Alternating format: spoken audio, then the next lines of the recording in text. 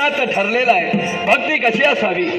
अरे निस्वार्थ भक्ती या विश्वात प्रत्येक प्राणी मात्रानं करायला हवी. हरीचं नामस्मरण करा. तो भगवंत, त्या भगवंताला तुम्हाला काय हवंय हे सांगावं लागत नाही. तो परमेश्वर तुमच्या मनातील आशा मनीषा ओळखून त्या परिपूर्ण करण्यासाठी तयार. अरे बापरे, काय पाहतो? नका नका नका नका नका भांडू नका. अरे अरे अरे, हरी संकीर्तनाचं वर्णन करता करता या मरदभूमीवर येऊन पोचलो. पाहता भुवन केव्हा माझं सुटलं समजलं सुद्धा नाही. पण या मरदभूमीवर पाहतोय ते काय? अगदी परमेश्वराला मोठ्या आनंदाने जन्माला घातला मनुष्य प्राणी. अरे अरे अरे अरे, इतर प्राण्यांमध्ये मनुष्य प्राण्याला दिला गेला त्या दोन इंद्रिय अधिक दिली गेली, बुद्धी आणि मन. परमेश्वराला वाटलं या बुद्धी आणि मनाच्या जोरावर मानव अगदी सुमार्गाने चालेल. पण नाही. आज पाहतोय ते काय? मरदभूमीवरचं चित्र पाहतोय ते काय? भावा भावात भांडण, पिता पुत्रात भांडण. नका रे, असं भांडू नका, उतू नका, मातू नका, भक्ती मार्ग टाकू नका. अरे हे मानवी जन्म, मानवी जीवन म्हणजे काय? जन्म आणि मृत्यू यामधील प्रवास म्हणजे जीवन होय.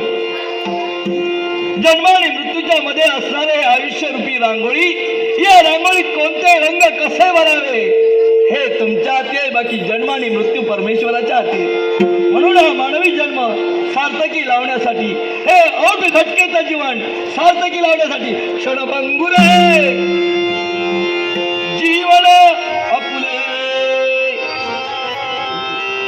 क्षणभंगुर जीवन आपुले, कुणीही भांडू नका. अहो कुणीही भांडू नका. हरिनामाविन जन्म